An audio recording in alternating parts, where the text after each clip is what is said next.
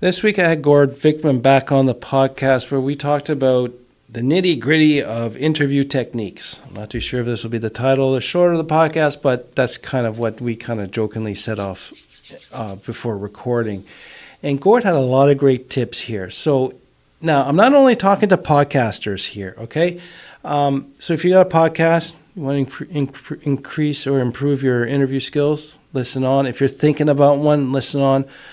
But if you're not a podcaster or not thinking of a podcast, listen anyways. Why? Because I never realized that my interview skills, quote unquote interview skills, were key for me to properly define the scope of work for my engineering clients and projects. I was really good at defining the scope of work, but that was all because of my interviewing techniques and where I can actually pick off some other words. Okay? Now, major takeaway number one is it takes reps to improve. So your first interview will suck compared to your future ones. And I don't mean it's going to be horrible. It'll still be good, but will not be as good as you want it or as you feel as you want it. And then you're going to be self-conscious to think a lot of people didn't like it and then you're horrible and then you quit. Don't quit. It takes reps. It takes about 30 episodes average to find your own voice and style. Okay? It takes time, reps, and that's the key one here. Just keep doing it over and over again to the point where it gets comfortable and subconscious.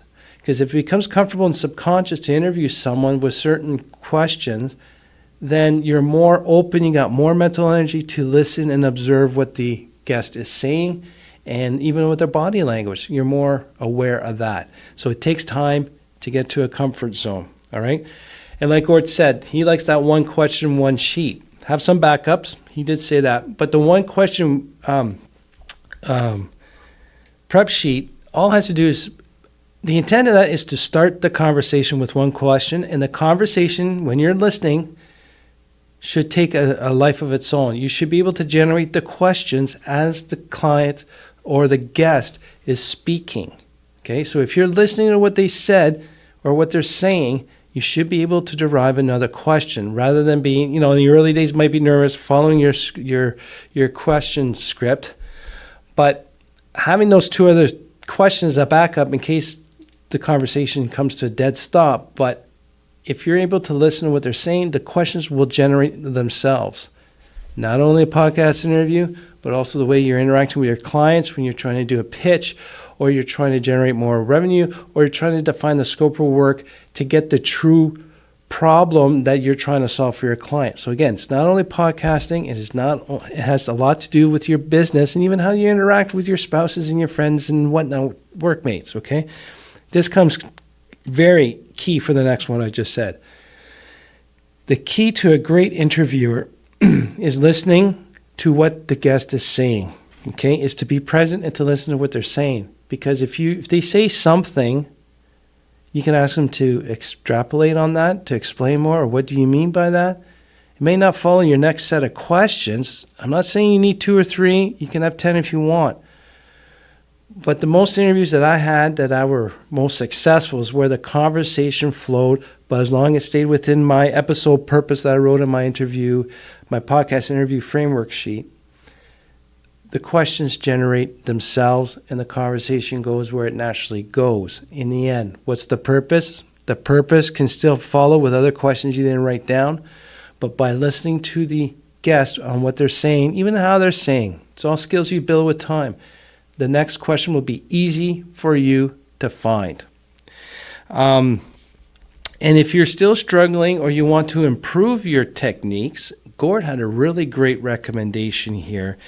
And that was listen to other interviewers. So the interviewers that you respect, the other podcasts that you're listening to, or even on TV, watch them ask questions. How are they asking questions?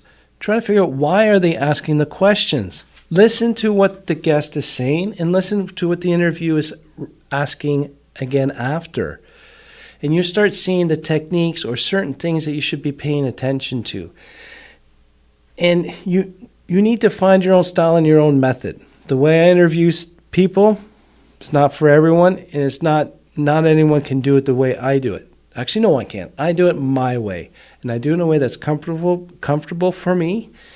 And with my experience, now over 330 episodes out, so it's getting easier. I'm learning new ways to listen. And it's also the environment. Was I stressed out before? Am I tired? It's just, there's a lot of factors that affect it. And even if you bumbled down the road, who cares? It's one episode.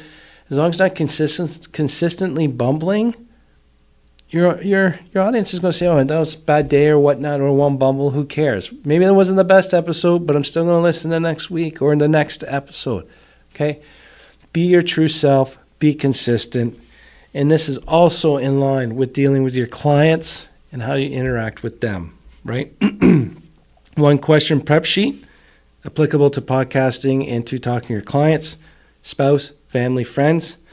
Listening is key to the interviewing techniques, applicable to podcasting, applicable to talking to your clients, talking to your spouse, kids, and friends. And just keep growing. Learn more. Learn from your past mistakes. After every episode, write down 3 good things that worked for you, that you thought went well, and then the 3 things you think you could improve on the next one. And you keep doing that. That's what the strategic coach calls the experience transformer. You can only learn, even if it's a great episode, there's always something to learn and improve. And then for me, I'm always trying to search for refinement, and that's what we want to do. So again, it takes reps to improve your interview skills in a podcast, dealing with your clients, your spouse, your family, and friends. So this is not only applicable to podcasting. I thought this was a great discussion to have to all around improving your communication and listening skills. So let me know what you think about this. Please email me at André at theimpulsivethinker.com. And thanks again for learning with me, and we'll talk to you soon.